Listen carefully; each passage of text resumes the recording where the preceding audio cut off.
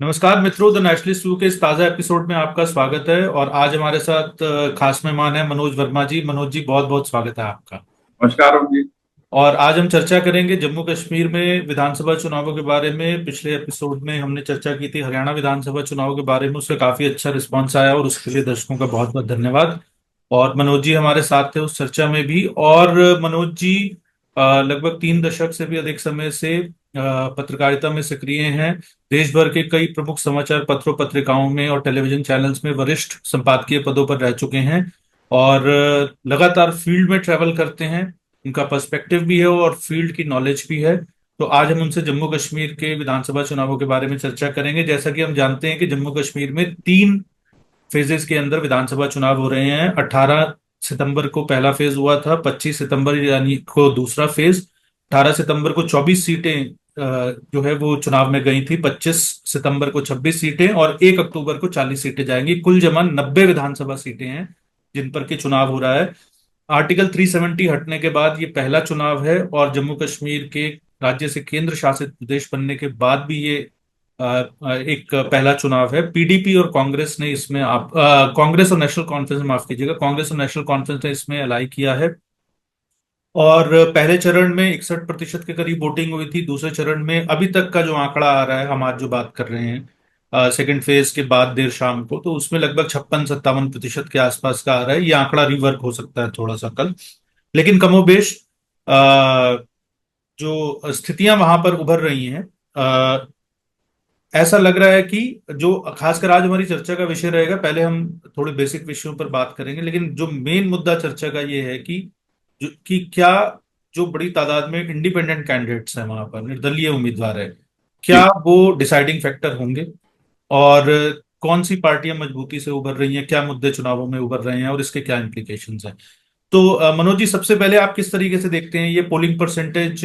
Unprecedented है, इससे पहले कभी भी इतना पोलिंग परसेंटेज काफी लंबे समय से जम्मू कश्मीर में हमें देखने में नहीं आया। बिल्कुल अरुण जी, आप ऐसे मुद्दों पर चर्चा करते हैं और देश के लोगों को एक जो नेशनलिस्ट व्यू है उससे अवगत कराने की कोशिश आपके चैनल के माध्यम से होती है, ताकि दर्शकों को ये पता लग सके बिना चीख पुकार के कि आखिर स्थिति है क्या। और वो पूरी कोशिश रहती है आपके माध्यम से दर्शकों को बताने की, श्रोताओं को बताने की। और जहां तक इस जम्मू कश्मीर के चुनाव की मैं बात करूं, देखिए हार जीत की बात हम बाद में करेंगे, कौन लड़ रहा है कौन नहीं लड़ रहा है ये सब एक मुद्दा है।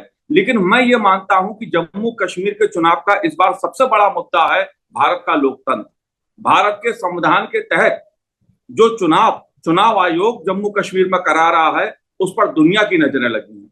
आपने जैसा बताया 370 के बाद 10 करीब चुनाव हो रहे हैं विधानसभा के हटने के बाद। और 10 साल का अगर मैं बात करूं तो उसके बाद चुनाव वहां पर हो रहे हैं। 2019 में 370 केंद्र की मोदी सरकार ने उसको अनुच्छेद 370 को हटा दिया था। जाहिर तौर पर उसके बाद परसीमन भी हुआ और तमाम तरह के समीकरण भी उभर के आए। लेकिन सबसे बड़ा मुद्दा राष्ट्रीय और अंतर्राष्ट्रीय स्तर पर यह रहा है भारत के लोकतंत्र का, जम्मू कश्मीर में लोकतंत्र का। आपने मत प्रतिशत की बात की, तो मैं ये बताना चाहता हूं कि चाहे पहले चरण का मतदान हो जो 18 सितंबर को हुआ, और आज जिस तरह से जम्मू कश्मीर की जनता ने अपने जनादेश का प्रयोग किया है, वो इस बात का प्रमाण है कि भारत का लोकतंत्र और भारत का संविधान, उसमें जम्मू कश्मीर के लोगों की कितनी आस्था है। और ये सबसे बड़ा मैं चुनाव का एक टर्निंग पॉइंट जम्मू कश्मीर के लिहाज से मानता हूं। आज स्वयं वहां पर राजनीतिक जो थे अलग अलग देशों के, उन्होंने भी दौरा किया है। भारत सरकार ने जिस तरह से दुनिया के सामने प्रमाणित तौर पर चुनाव कराने की चुनाव आयोग ने कोशिश की है वहां पर, वो अपने में निसंदेह उसकी जितनी प्रशंसा की जाए वो कम है। और उससे ज्यादा प्रशंसा जम्मू कश्मीर के लोगों की जानी चाहिए कि वो अपने मत का प्रयोग, अपने जनादेश का प्रयोग लोकतांत्रिक ढंग से आज जम्मू कश्मीर में नई सरकार चुनने के लिए कर रहे हैं। तो मैं ये मान रहा हूं कि ये एक ऐतिहासिक पल है जम्मू कश्मीर के लिए, देश के लिए। दुनिया देखे जम्मू कश्मीर में चुनाव किस तरह से हो रहा है। अब आते हैं बात उन मुद्दों पर जिन पे चुनाव लड़ा जा रहा है। जाहिर तौर पर 370 एक बड़ा मुद्दा है। अगर हम देखें, भारतीय जनता पार्टी ने 370 का अपना हटाकर अपना वादा पूरा किया। सदियों से, कई वर्षों से इसका इंतजार था कि 370 कब हटेगी। एक ऐसा सवाल था जिसका उत्तर देश का हर नागरिक जानना चाहता था। और 2019 में नरेंद्र मोदी ने वो काम करके दिखाया, उनकी सरकार ने वो काम करके दिखाया। 370 को हटाकर भारत का संविधान पूर्ण रूप से जम्मू कश्मीर में लागू हुआ। ये एक बड़ी उपलब्धि है। मैं इसको राष्ट्रीय संदर्भ में देखना चाहता हूं, किसी एक पार्टी पक्ष या विपक्ष के रूप में देखना नहीं चाहता, क्योंकि जम्मू कश्मीर की एकता अखंडता भारत की वो सबके लिए है, वो चाहे कांग्रेस हो चाहे बीजेपी हो। अब आते हैं उन मुद्दों पर जो इस बार है। नेशनल कॉन्फ्रेंस हो या पीडीपी हो या कश्मीर घाटी की क्षेत्रीय दल हो, वो फिर से 370 का राग अलाप रहे हैं।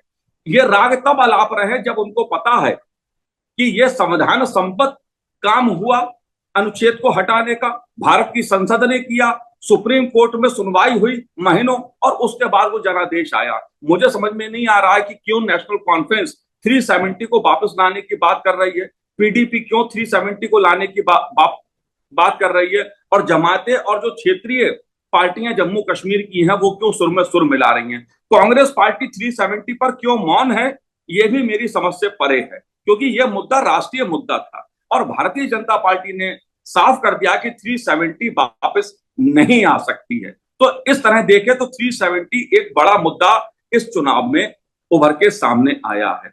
अगर बात जम्मू कश्मीर के विकास की जाए तो निश्चित रूप से अगर मैं कहूं पिछले 3 सालों में 370 हटने के बाद जम्मू कश्मीर में जो लोकतंत्र है वो लगातार नीचे तक पहुंचा है। पहले पंचायतों स्तर पर चुनाव हुए, उसमें भी भारी मतदान हुआ। लोकसभा चुनाव हुए, उसमें भी जनता ने भारी मतदान किया। और सबसे बड़ी बात जो देखने को मिली है कि इन 3 वर्षों में जितने भी चुनाव हुए उसमें ना तो किसी ने बहिष्कार किया चुनाव का, ना कहीं पत्थरबाजी की घटना हुई, और ना किसी ने कहीं गोलीबारी की घटना हुई। इस प्रकार का शांतिपूर्ण चुनाव जम्मू कश्मीर में लंबे समय बाद देखने को मिल रहा है, जो इस बात का प्रतीक है कि जम्मू कश्मीर में कानून व्यवस्था जो है वो उसमें कितना व्यापक सुधार आया। तो सबसे बड़ा मुद्दा एक कानून व्यवस्था का है। और मैं बता दूं, आज 25 तारीख को जिन क्षेत्रों में चुनाव हुआ है, जिन 6 जिलों में चुनाव हुआ है 26 सीटों के लिए, इसमें से घाटी के आसपास वो इलाके भी हैं जो अलगाववादियों के प्रभाव वाले माने जाते हैं। एक बड़ी बात अरुण जी हमें यह भी जाननी चाहिए, दर्शकों को समझनी चाहिए कि इस चुनाव में वो लोग भी भाग ले रहे हैं जो कल तक भारत के संविधान को, भारत को लेकर सवाल उठाते हैं। उनके अंदर भी परिवर्तन देखने को मिला, और शायद ये परिवर्तन की वजह यह है कि जिस पारदर्शिता के साथ चुनाव हो रहे हैं, जनता को उम्मीद है, इसलिए वो अलगाववादी जो कल तक हथियार उठा रहे थे आज अपने मत का प्रयोग कर रहे हैं, मतदान में भाग ले रहे हैं, चुनाव लड़ रहे हैं, और चुनाव लड़कर जम्मू कश्मीर की उसको तय करना चाहते हैं भाग्य को। तो मैं ये मानता हूं कि ये बहुत अच्छा चुनाव उभर के सामने आया है, जिसमें सभी लोग शांतिपूर्ण ढंग से, सभी वर्ग जम्मू कश्मीर के चुनाव में भाग ले रहे हैं। मनोज जी, ये माना जा रहा है कि जो बड़े प्लेयर्स हैं इसके अंदर, एक भारतीय जनता पार्टी है, एक नेशनल कॉन्फ्रेंस और कांग्रेस का अलायंस है। पीडीपी को उतना बड़ा प्लेयर नहीं माना जा रहा है, पीडीपी का बहुत लिमिटेड इन्फ्लुएंस माना जा रहा है। बाकी तो जब चुनाव परिणाम आएंगे तो पता चलेगा। और इसके अलावा जमाते इस्लामी ने बहुत सारे निर्दलीय कैंडिडेट खड़े किए हैं, और कुछ छोटी छोटी पार्टियां भी हैं इसके अलावा, जो वहां जम्मू कश्मीर के अंदर स्थानीय पार्टियां हैं, और ज्यादातर लोग लेकिन निर्दलीय के तौर पर जो है वहां पर चुनाव जो है वो लड़ रहे हैं। तो ये माना जा रहा है, जो अभी तक ग्राउंड लेवल से रिपोर्ट्स आ रही हैं, और कि ये माना जा रहा है कि शायद किसी को भी बहुमत नहीं आएगा, और निर्दलीय उसमें एक इंपॉर्टेंट रोल प्ले कर सकते हैं। जी, आपका क्या असेसमेंट है कि अभी जो सिचुएशन चल रही है, और आप लगातार ग्राउंड लेवल पे लोगों से संपर्क में रहते हैं, तो आपका क्या असेसमेंट है? देखिए, आपका जो आकलन है वो लगभग मेरा भी आकलन वही है कि अगर देखा जाए तो जम्मू की जो सीटें हैं उसमें भारतीय जनता पार्टी का जो प्रभाव मुझे देखने को मिल रहा है वो लगभग 30-35 सीटों पर साफ साफ देखने को मिल रहा है। इसमें कुछ सीटें ऊपर नीचे हो सकती हैं, लेकिन जम्मू कश्मीर में बीजेपी को एक बड़ा साफ देखने को मिल रही है। जहां तक पहले उम्मीद की जा रही थी कि नेशनल कॉन्फ्रेंस और कांग्रेस का गठबंधन घाटी और कश्मीर में अच्छा प्रदर्शन करेगा, लेकिन जिस प्रकार से जमायत का गठबंधन उभर के सामने आया है, राशिद इंजीनियर साहब का अपनी पार्टी चुनाव उनकी लड़ रही है, कई ऐसे प्रभावशाली लोग भी चुनाव वहां पर लड़ रहे हैं जो निर्दलीय के रूप में मुकाबले में हैं, जो वोटों को, चुनाव को प्रभावित कर सकते हैं। इसलिए मुझे ऐसा लगता है कि घाटी यानी कश्मीर में कहीं ना कहीं निर्दलीय या छोटे क्षेत्रीय दल 2-2, 3-3 सीटें लेकर इस बार चुनाव को कश्मीर में प्रभावित करने की स्थिति में है। और अगर ये स्थिति बनती है तो निश्चित रूप से मैं ये कहूंगा कि एक हंग असेंबली की तस्वीर उभर के सामने हमारे आएगी। और ऐसी स्थिति में क्या नया गठबंधन बनेगा, क्या नए समीकरण बनेंगे, उसके लिए अभी हमें 1 अक्टूबर को जो मतदान होगा उसमें जम्मू का एक बहुत बड़ा पार्ट होगा कि उसमें किस तरह वोटिंग होती है और क्या मुद्दे उभर के और सामने आते हैं। उसके बाद स्थिति और स्पष्ट होगी। लेकिन फिलहाल ये साफ तौर पे लग रहा है कि जम्मू कश्मीर घाटी में नेशनल कॉन्फ्रेंस को और कांग्रेस के गठबंधन को उतनी बढ़त नहीं दिख रही है जितनी एक समय उम्मीद खुद नेशनल कॉन्फ्रेंस और कांग्रेस के लोग कर रहे थे। जी अरुण जी, आप थोड़ा सा हमारे दर्शकों के लिए ये भी स्पष्ट कर दें, क्योंकि नेशनल कॉन्फ्रेंस ने तो बड़ा स्पष्ट कर दिया कि वो हो या ना हो, लेकिन एक ऑप्टिक्स के लिए, एक प्लेइंग टू द गैलरी के लिए, एक पोस्चरिंग के लिए कि हम आर्टिकल 370 को जो है वो वापस रद्द करवाएंगे। जो आर्टिकल 370 का एब्रोगेशन हुआ है और दोबारा आर्टिकल 370 लगाने के फेवर में पीडीपी का भी यही स्टैंड है।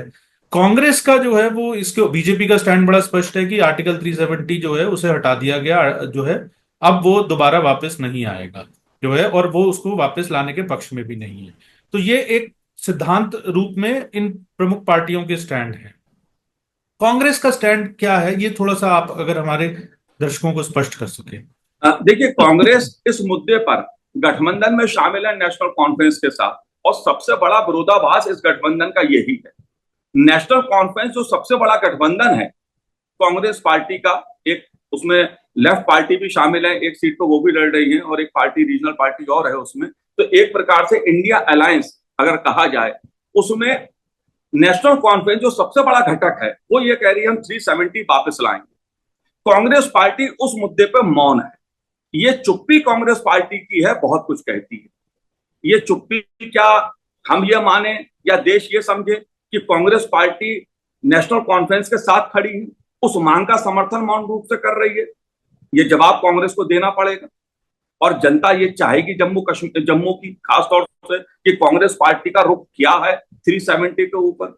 और मुझे लगता है कांग्रेस पार्टी एक प्रकार से इस मुद्दे पे मौन रहकर कहीं ना कहीं देश की जो भावना है उसको समझ रही है, उसको जान रही है। इसलिए कांग्रेस पार्टी अभी तक मौन है। और राहुल गांधी जी या कांग्रेस के बड़े नेता ये कह रहे हैं पूर्ण राज्य जम्मू कश्मीर को देंगे, अगर सत्ता में आते हैं उसके लिए काम करेंगे। भारतीय जनता पार्टी ने भी इस बात को कहा है कि उचित समय पर पूर्ण राज्य का दर्जा दिया जाएगा। तो मुझे लगता है कि कांग्रेस पार्टी और नेशनल कॉन्फ्रेंस में एक बहुत बड़ा विरोधाभास है 370 को लेकर। कांग्रेस ना समर्थन करती दिख रही है, ना विरोध करते दिख रही है। जाहिर तौर पर सवाल उठेंगे इसको लेकर, और मुझे लगता है यही विरोधाभास जो है कहीं कांग्रेस पार्टी नेशनल कॉन्फ्रेंस के गठबंधन को नुकसान पहुंचाने का कारण ना बन जाए जम्मू कश्मीर।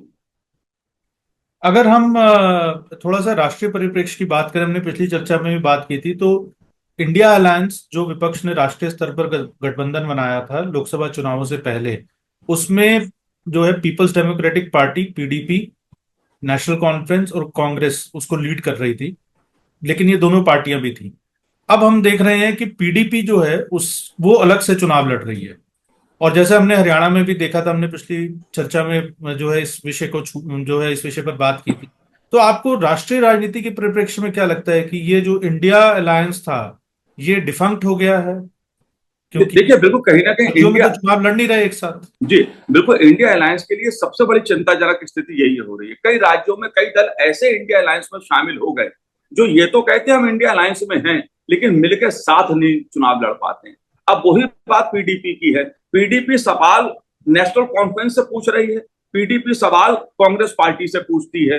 नेशनल कॉन्फ्रेंस से सवाल उसका पीडीपी का ये रहता है कि धारा 370 कैसे आएगी, वायदा करो इसका। और पीडीपी कांग्रेस से सवाल ये पूछ रही है कि आप 370 पे चुप क्यों हैं। और इंडिया अलायंस में भी पीडीपी शामिल होने का दावा करती है।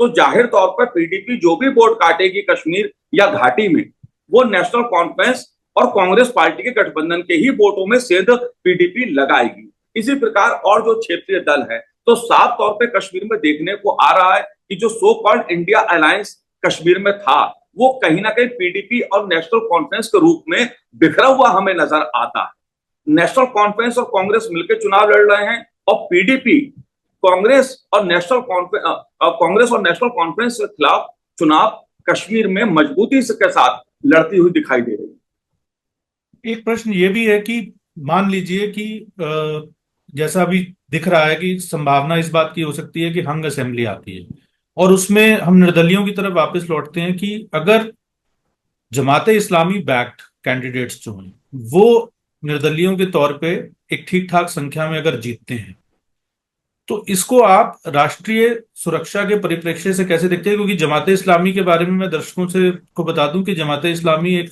रेडिकल इस्लामिक आउटफिट है जिसे केंद्र सरकार ने बैन किया था, और कश्मीर में जो आतंकवाद चल रहा था उस पूरे इकोसिस्टम का ऐसा माना जा रहा था कि वो एक बहुत महत्वपूर्ण हिस्सा है। तो 370 के बाद जो क्रैकडाउन हुआ, और अभी 5 साल के लिए हाल ही में उसका जो बैन है एक्सटेंड किया गया है, लेकिन अब जमाते इस्लामी, इंजीनियर राशिद जो एक और व्यक्ति हैं जो लोकसभा का चुनाव जीते और उन्होंने उमर अब्दुल्ला को हराया उस चुनाव में, जेल से रहकर उन्होंने चुनाव लड़ा, और आतंकवाद के आरोप में वह जेल में है, उन्हें इंटरिम बेल मिली है, और वो बेल लेने के बाद जो है कश्मीर में आकर जो उनकी पार्टी है अवामी इत्तेहाद पार्टी और जमाते इस्लामी का एक टाई अप है। जमाते इस्लामी जो कि ऑफिशियली एग्जिस्ट नहीं करती लेकिन टाइप, पर अगर मान लीजिए ये कैंडिडेट जीत रहे हैं जमाते इस्लामी के उस जो है, तो राज्य की राजनीति और राष्ट्रीय सुरक्षा के परिप्रेक्ष्य से आप इस ब्रॉड इंडिकेटर को कैसे देखेंगे? आपकी मतलब ये एक चिंता का विषय है? देखिए, चुनाव में भागीदारी कर रहे हैं अगर अलगाववादी इस तरह के तत्व, तो मैं इसको दो रूप में इसको देखना पसंद करूंगा। एक समय जम्मू कश्मीर की स्थिति अरुण जी ये थी जो हमने शुरुआत में चर्चा की कि यही तत्व जम्मू कश्मीर में चुनाव का बहिष्कार करते थे, चाहे जमायत इस्लामी के समर्थक वर्ग हो या कुछ इस प्रकार के हुर्रियत के खड़े किए हुए उम्मीदवार हों, वो मिलके चुनाव को बहिष्कार करते थे या ऐसा माहौल क्रिएट करते थे कि मतदान में लोग भाग नहीं ले पाते थे। डर का माहौल बनाया जाता था जम्मू कश्मीर में। मैं ये मानता हूं कि अगर चाहे इंजीनियर राशिद की पार्टी हो, जमायत इस्लामी हो, अगर वो चुनाव में भाग ले रहे हैं तो सबसे पहला प्रमाण इस बात का है कि जमायत इस्लामी और राशिद इंजीनियर जैसे लोगों को भी भारत के लोकतंत्र में विश्वास है, और भारत का लोकतंत्र हर किसी को चुनाव में भागीदारी का मौका देता। यह पहली बात है।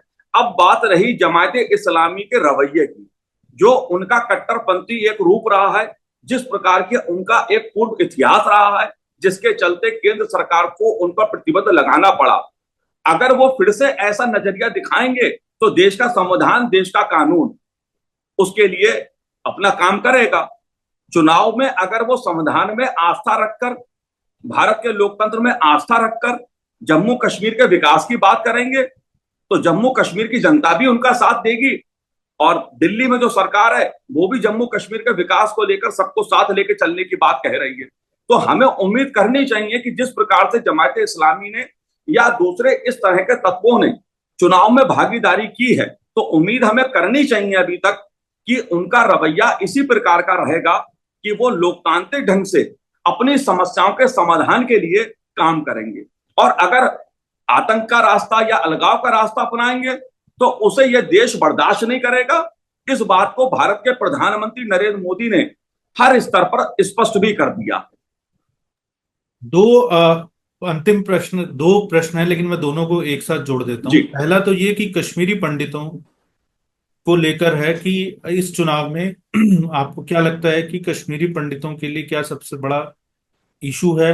और एक वर्ग की मैंने देखा कि पनुन कश्मीर के जो जो कश्मीरी पंडितों का एक प्रमुख संगठन है, तो उनके जो है एक प्रमुख अधिकारी जो है उनका मैं बयान पढ़ रहा था कि वो बहुत खुश नहीं है। उनको लगता है कि हम लोग जो है वो इस चुनाव में उस तरीके से हमें लूप में नहीं लिया गया, या हम लोग मेन स्ट्रीमिंग में नहीं हैं इस पूरे जो राजनीतिक प्रोसेस चल रहा है।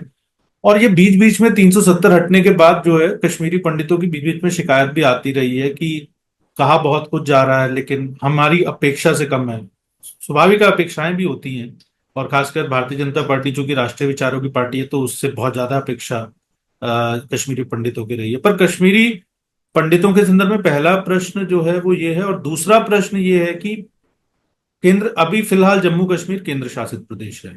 जो वहां पर उपराज्यपाल हैं उनके पास काफी पावर्स हैं, जैसा कि केंद्र शासित प्रदेशों में होता है। दिल्ली में हमने देखा कि दिल्ली भी जी। एक स्पेशल केस है, लेकिन लगभग केंद्र शासित प्रदेश जैसा ही है। दिल्ली में हमने देखा आम आदमी पार्टी का कन्फ्रंटेशन रहा, जो है केंद्र सरकार के साथ लगातार जब से आई है पावर में। अगर मान लीजिए भाजपा की सरकार वहां पर नहीं, और इससे दिल्ली में विकास का काम भी प्रभावित हुआ, बहुत सारे डेवलपमेंट प्रोजेक्ट्स भी प्रभावित होते हैं जब कन्फ्रंटेशन होता है। तो आप क्या देखते हैं कि पहला प्रश्न कश्मीरी पंडितों के बारे में, दूसरा कि अगर नेशनल कॉन्फ्रेंस और कांग्रेस की सरकार या किसी और भाजपा विरोधी गठबंधन की सरकार वहां पे बनती है, तो आप इसी तरीके का क्लैश जो है वो आगे होगा, इस तरीके का देखते हैं, जिससे जम्मू कश्मीर की का विकास और वहां की जो आंतरिक परिस्थितियां हैं वो भी प्रभावित हो सकती हैं। देखिए अरुण जी, 370 के बाद, हटने के बाद, अनुच्छेद 370 और 35 से हटने के बाद केंद्र सरकार ने कई कदम जम्मू कश्मीर के विकास के लिए उठाए। 80,000 करोड़ का पैकेज प्रधानमंत्री नरेंद्र मोदी ने जम्मू कश्मीर के विकास के लिए घोषित किया। 2019 के बाद का मैं बता रहा हूं। मैं जम्मू कश्मीर 2-3 बार खुद गया इस बीच, और मैंने देखा जम्मू कश्मीर में सड़कों का विकास हो, पुलों का विकास हो, डल झील की मैं बात करूं, अगर रोजगार की बात की जाए, खेती किसानी की बात की जाए, तो इसमें एक व्यापक सुधार देखने को मिलता है। और पर्यटक जिस बड़े पैमाने पर जम्मू कश्मीर गए हैं, ये इस बात का प्रमाण है कि जम्मू कश्मीर में एक बड़ा बदलाव विकास की दृष्टि से, पर्यटन की दृष्टि से जम्मू कश्मीर की जनता ने स्वयं महसूस बीते 3-4 सालों में किया है। आतंकवाद के मामलों में कमी आई है, पत्थरबाजी बंद हो गई है, रोज का बहिष्कार खत्म हो गया है, बच्चों को अच्छी शिक्षा मिल रही है, स्वास्थ्य की सेवाएं वहां पर बेहतर हुई हैं। ये तस्वीर ऐसी है जो जम्मू कश्मीर का आम नागरिक स्वीकार करता है। मैं इस बात को राजनीति से परे कह रहा हूं। वो चाहे नेशनल कॉन्फ्रेंस वाले से भी आप बात करेंगे तो दबी जमान में ही सही, वो भी कहेगा हाँ विकास हुआ है, सुधार हो रहा है। राहुल जी भी इस बात को मानेंगे जब वो डल झील में जाते हैं या कश्मीर में सैर करते हैं, तो वो भी इस बात को सोचते होंगे हाँ बदलाव हुआ। भले कोई कहे ना कहे, मैं उसमें नहीं जाता राजनीति में, क्योंकि सवाल जम्मू कश्मीर के विकास का है। आपने बात की कश्मीरी पंडितों की। जाहिर तौर पर एक ये दर्द ऐसा है जो कश्मीर के हमारे पंडित हैं वो लगातार इसको व्यक्त करते रहे हैं। और हर सरकार ने, मैं पूर्व की सरकार हो या भारतीय जनता पार्टी की हो, पुनर्वास की बात कही गई, कश्मीरियों का पंडितों का पुनर्वास किया जाए। कश्मीरी पंडितों के लिए कई प्रकार की सुविधाएं केंद्र सरकार ने शुरू की, और चाहे बात नौकरी की हो, शिक्षा की हो, देश के दूसरे विश्वविद्यालयों में जगह जगह मौके भी कश्मीरी पंडितों को मिले। अब बात आती है अपनी जमीन की, अपनी मातृभूमि की। जम्मू कश्मीर के जो कश्मीरी पंडित हैं, जिन्हें वहां से पलायन करना पड़ा और अपने ही देश में जिनको शरणार्थी बनना पड़ा, उनका जो दर्द है वो उस तरह से चर्चा उस पर नहीं हुई कभी जैसी और मुद्दों पर होती है। कि कहीं सीलमपुर में दंगा हो जाए तो पूरी दुनिया में चर्चा उस पर हो जाती है, लेकिन कश्मीरी पंडितों लाखों की संख्या में जम्मू से, कश्मीर से बाहर कर दिए गए और उनके मुद्दे को इतने हल्के ढंग से लिया गया, ये एक पीड़ा की बात है। टिकटों का मामला हो या वहां पर भागीदारी की बात हो जम्मू कश्मीर में, एक ये बड़ा संवेदनशील मुद्दा है। मुझे ऐसा लगता है कि बीजेपी ने वायदे भी किए और उसको निभाने की कोशिश भी की है, लेकिन हो सकता है कि वो उतने बड़े पैमाने पर उसका क्रियान्वयन ना हुआ हो जिसकी उम्मीद पुनन कश्मीर जैसे या कश्मीरी जो पंडित हैं जिसकी उम्मीद वो कर रहे हों। लेकिन कहीं ना कहीं कश्मीरी पंडितों को इस बात का सुकून जरूर होगा कि जो 370 और 35A के चलते उनके साथ भेदभाव हो रहा था, क्योंकि भारत का संविधान पूर्ण रूप से वहां लागू नहीं था, बहुत से अधिकार वहां पर अनुसूचित जाति वर्ग को नहीं मिल पाते थे। वहां के जो चाहे बकरवाल हो या डोगरा समाज हो, ऐसे लोगों को हिस्सेदारी नहीं मिल पाती थी। तो बीते 3 सालों में 370 हटने के बाद केंद्र सरकार ने कई ऐसे कदम उठाए हैं जिसके चलते जो अनुसूचित जाति है, जो दलित समाज है, उसको कश्मीर की मुख्य धारा में, जम्मू कश्मीर की मुख्य धारा में राजनीतिक रूप से, सामाजिक दृष्टि से, आर्थिक दृष्टि से भागीदारी करने का अवसर मिला है। तो मैं ये मानता हूं कि कश्मीरी पंडितों का जो मुद्दा है इस चुनाव में पुनर्वास का मुद्दा है, और कांग्रेस पार्टी जम्मू में ये बात करती है, लेकिन घाटी में जाके कश्मीरी पंडितों के मुद्दे को लेकर कांग्रेस का सुर थोड़ा सा नरम पड़ जाता है या दब जाता है। तो कांग्रेस पार्टी को भी चिंतन करना पड़ेगा कि कश्मीरी पंडितों के मुद्दे पर अगर सरकार नेशनल कॉन्फ्रेंस के साथ वो बनाते हैं, चलाते हैं, तो उनके पुनर्वास का क्या होगा। और मैं ये समझता हूं कि नेशनल कॉन्फ्रेंस के बारे में मैं एक बात कहूं कि अटल जी की सरकार में, वाजपेयी सरकार में नेशनल कॉन्फ्रेंस एनडीए का घटक दल थी।